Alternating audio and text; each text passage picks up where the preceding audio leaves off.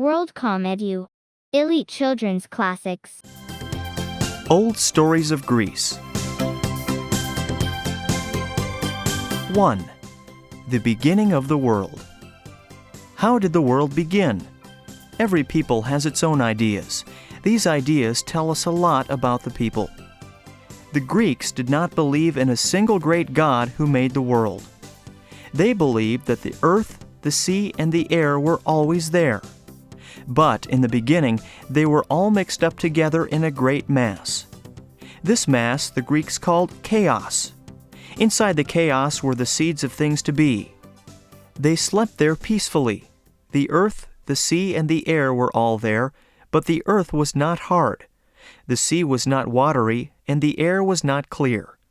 Finally, nature began to put the shapeless mass in order.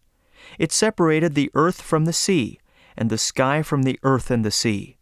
The lightest part burned like fire, and sprang up and became the skies. The air was next in lightness, so it was placed under the sky. The earth was heavier than the air, so it was put below. The water had the lowest place, and the earth didn't sink in the water. After the sky and the earth had separated, they united again as husband and wife. Their children were powerful beings called Titans. This is the origin of our word Titanic. One of the Titans was called Kronos, which means time. His wife gave birth to the gods who ruled the world. The Greeks believed in many gods. The chief of the gods was called Zeus. 2. The first man.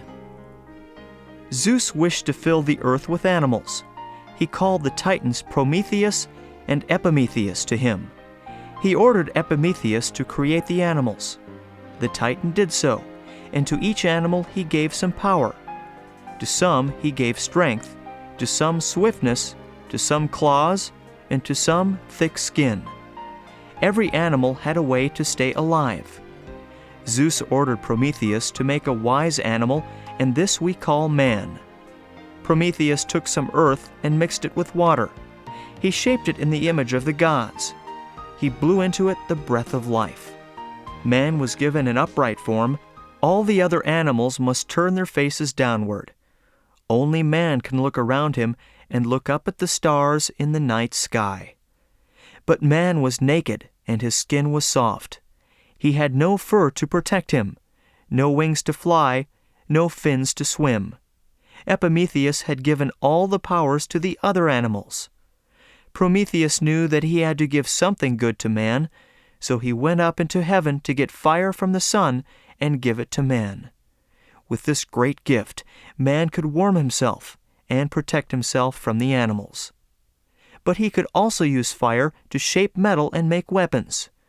Zeus was afraid that with fire, man would become as powerful as the gods. He punished Prometheus for giving fire to man by chaining him to a big rock for centuries.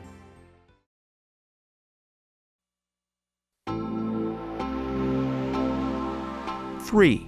The first woman. The first woman's name was Pandora. She was made in heaven. Every god gave something to her. Aphrodite gave her beauty. Apollo gave her music, and she got good things from the other gods. Pandora was sent to the earth and was presented to Epimetheus. He gladly received the beautiful woman, but Prometheus said that Epimetheus had to be careful with Zeus's gift. Epimetheus had a box in his house. It was filled with harmful things, and he said to Pandora, "Don't lift the lid of the box."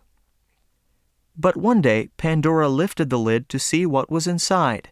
Then many bad things such as sickness, plagues, envy, and spite leaped out of the box. Pandora quickly put the lid back on, but too late. All the harmful things were already out. Only one thing lay at the bottom of the box. That was hope. As long as we have hope, we can live with the bad things of this world.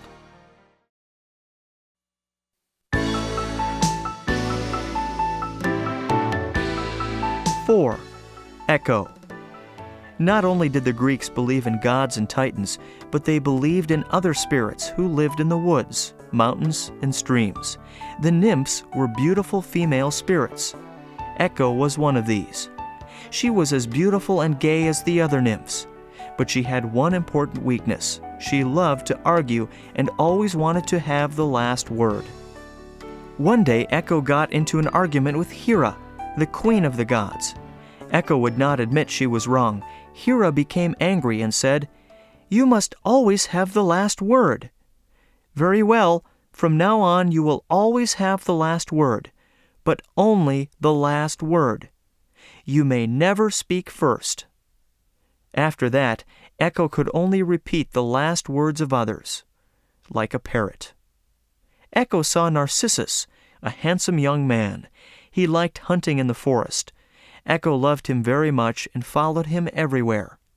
She hoped to speak to him in the softest words and wanted him to have a talk with her.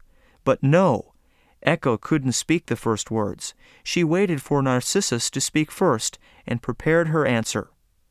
One day Narcissus was not with his friends, and he heard something among the leaves. He shouted, "Who's there?" "There," answered Echo.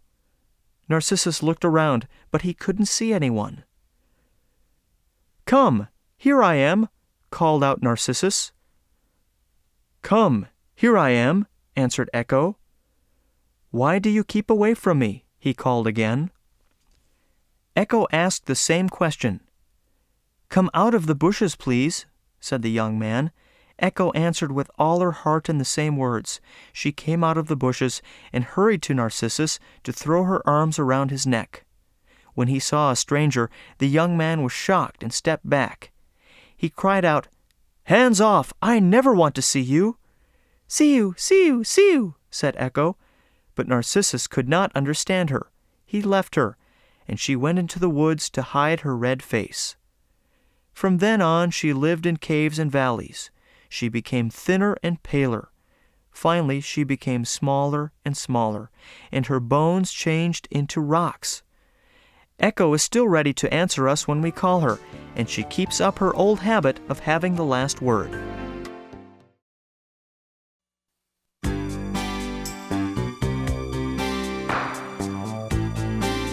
Five. Narcissus. Narcissus didn't accept Echo's love, and he kept away from other nymphs too. None of them were beautiful enough for him. In the woods there was a clear spring with water like silver. The shepherds never drove their sheep there, and none of the animals in the forest ever came to the spring. There were no old leaves or branches on the water, and fresh grass grew around the spring, and it was always clear and calm. Moreover, the rocks kept off the sunlight. Narcissus was very tired from hunting. He was thirsty too. He came down to the spring for a drink. At that time he saw his own image in the water. He thought it was some beautiful water spirit living in the spring. He sat on the ground by the spring and looked hard at his image. The image in the water had beautiful curly hair like Apollo's, round cheeks, and an ivory neck. Narcissus fell in love with himself. He brought his lips near to kiss his reflection. He threw out his arms to catch the image. It fled at his touch, but returned again after a few minutes and charmed him. Narcissus forgot to eat or rest and walked around the spring. He only gazed at his own image. "Why do you keep away from me? My face is not ugly," he spoke to the image. "The nymphs in the forest love me. Why don't you receive my love? When I throw out my arms, you do the same. When I smile at you, you smile at me." His tears fell into the water and broke the image in the water. Narcissus cried out when he saw the reflection vanish from the spring. "Stay, I ask you! I want to look at you if I cannot touch you." Day by day Narcissus became thinner and lost his color and beauty. But the nymph Echo kept near him. When Narcissus cried out, "Alas! Alas!" she answered him with the same words. At last he became very thin and died. The nymphs felt sorrow for him. They prepared a pile and were going to burn his body, but they didn't find his body anywhere. In its place, the nymphs found a beautiful flower. This flower is the first Narcissus. Now we can find these beautiful flowers growing by the side of a pond, a spring, or a stream. They bend their pretty heads and look at their own images in the water.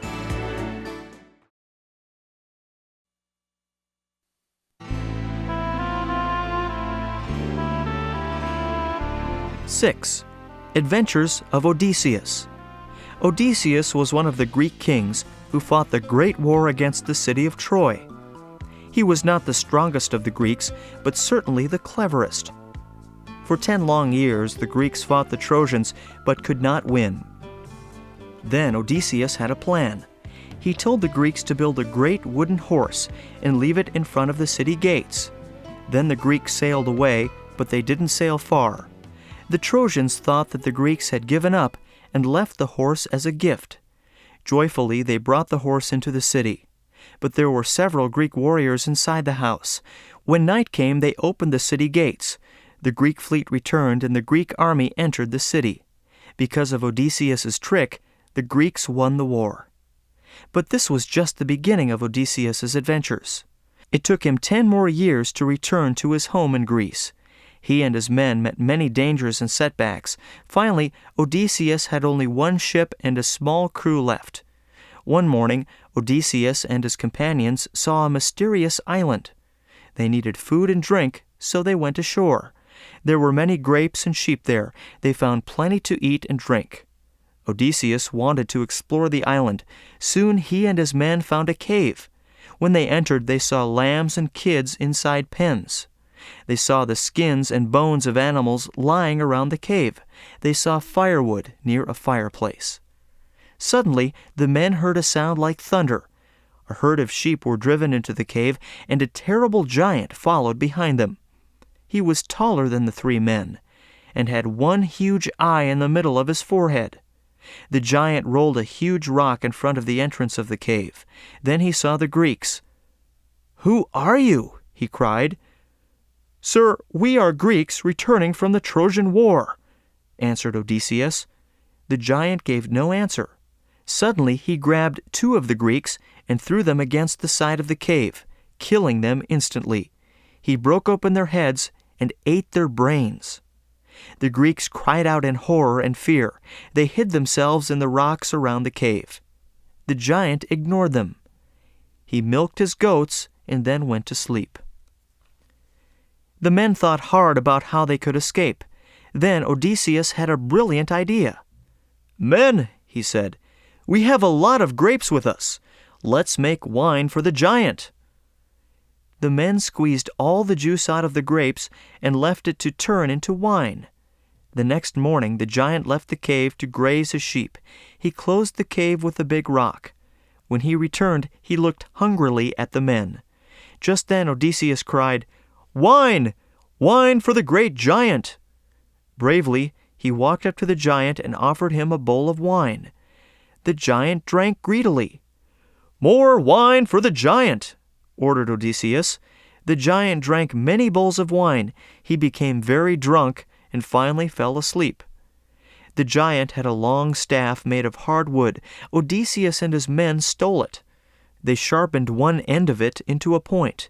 Then they climbed onto the chest of the giant and drove the point into the giant's one eye. The giant roared in pain and clutched at his eye. He rolled on the ground in agony. He was blinded, but he did not die. Some time later, he had to let his goats out to feed, but he did not want the Greeks to escape. So he fell to each animal as it left the cave. Odysseus saw this. He and his companions took the biggest goats.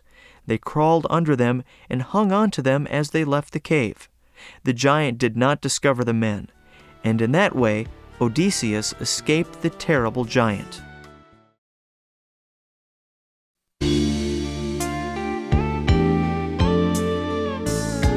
Seven, Apollo and Hyacinthus. Apollo, the son of Zeus, was fond of a young man named Hyacinthus. Apollo and Hyacinthus enjoyed playing different kinds of sports together. Hyacinthus enjoyed doing things for Apollo. Even though Apollo was a god, he and Hyacinthus were the best of friends. One day, Apollo decided to practice throwing the discus. Apollo and Hyacinthus went to the big field near Apollo's house. Apollo lifted the discus and threw it high and far in the air. The discus seemed to fly forever. Hyacinthus watched it fly and chased after it. He wanted to throw the discus back to Apollo, but when the discus finally fell, it struck him on the head. Apollo saw what had happened and called to him, but Hyacinthus could not answer. Hyacinthus was dying. He had been wounded very badly. Apollo tried every possible way to save his faithful friend, but to no avail. Apollo spoke to Hyacinthus. "My friend Hyacinthus, you were robbed of your youth by me. I can do nothing for you. From now on, you will live with me in my heart and in my song. My harp will play for you, and I will write a song describing your death, and you will become a flower to tell of my sadness." As Apollo spoke these words, the blood flowing from Hyacinthus's wound turned the ground red. Wonderfully, a beautiful lily-like flower sprang up. To this day, the flower is called the hyacinth. When spring comes, seeing this flower may remind us of this tale.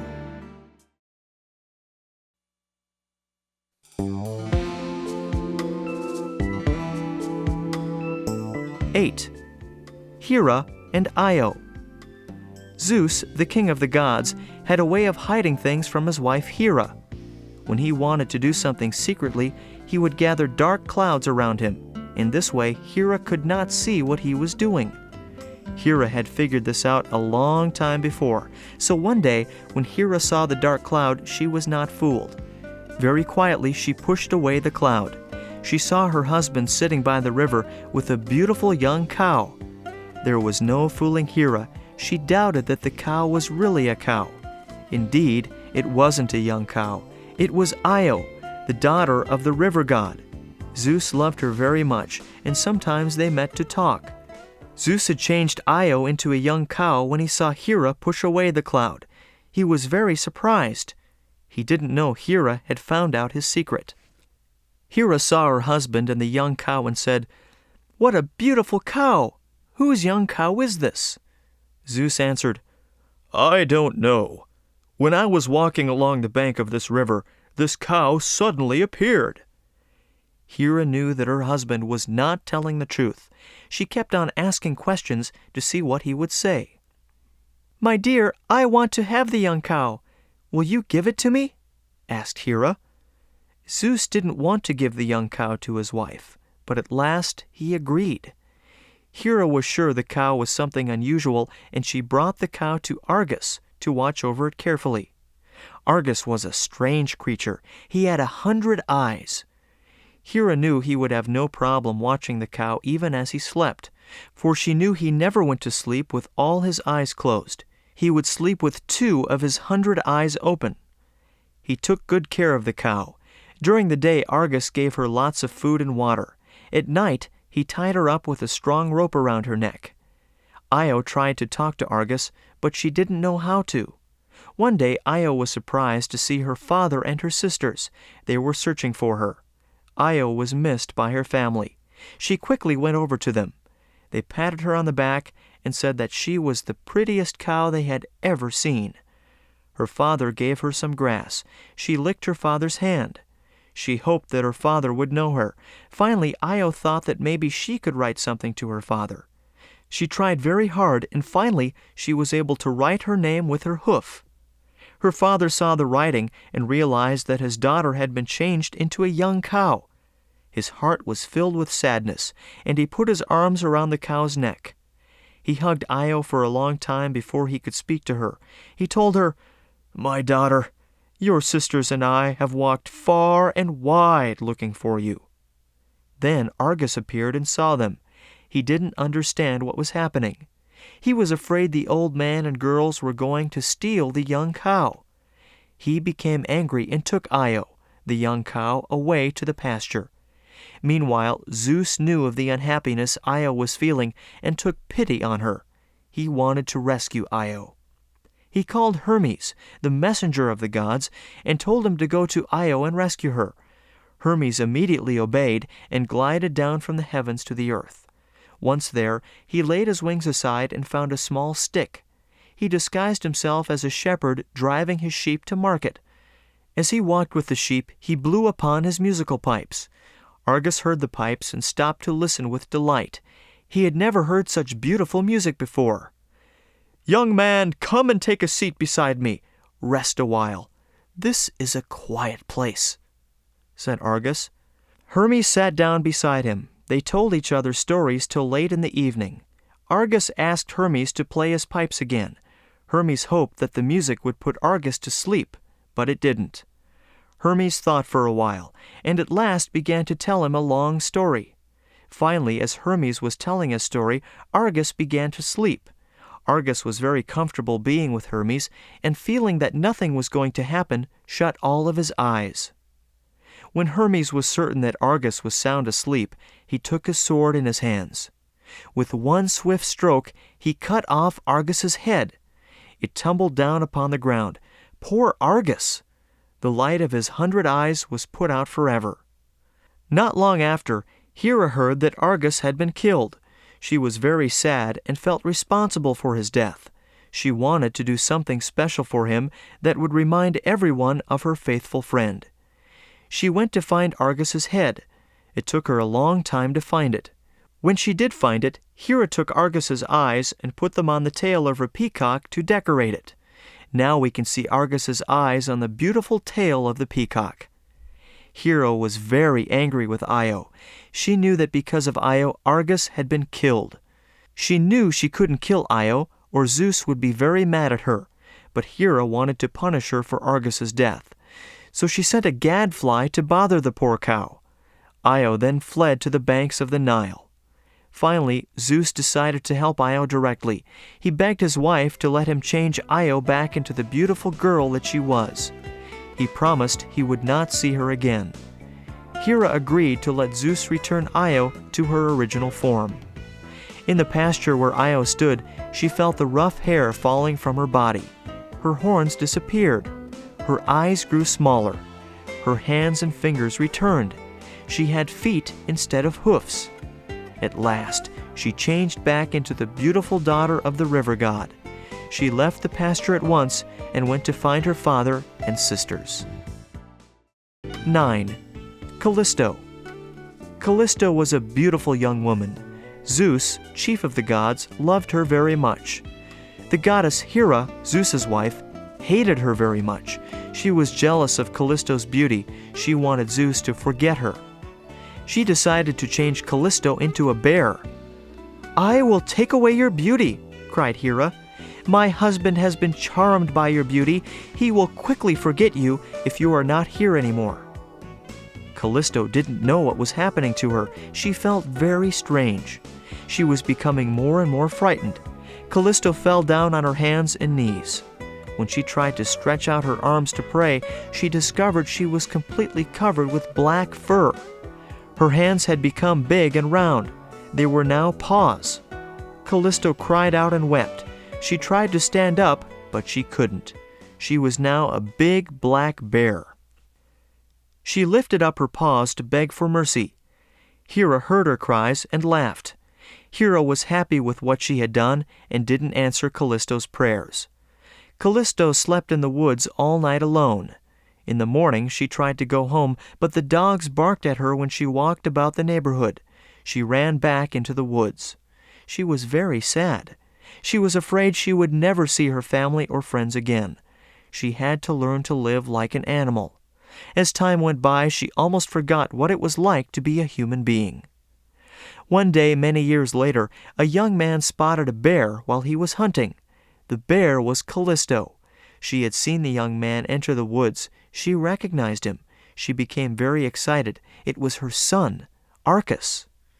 Arcas had become a strong young man. He liked hunting in the forest. Upon seeing him, Callisto rushed to him and tried calling his name. She couldn't, and to Arcas, she just looked like an angry bear. He raised his hunting spear to kill the bear. Zeus saw this and felt very sorry for both of them. He knew he couldn't change Callisto back to a woman. He wanted to do something for her. He knew she was very lonely. He decided to change Arcas into a bear. This he did very quickly. Arcas immediately recognized his mother. Neither of them knew why they had been changed to bears. Zeus then placed the two bears in the northern sky as the Great and Little Bear. If you look in the northern sky, you can see these two constellations next to each other.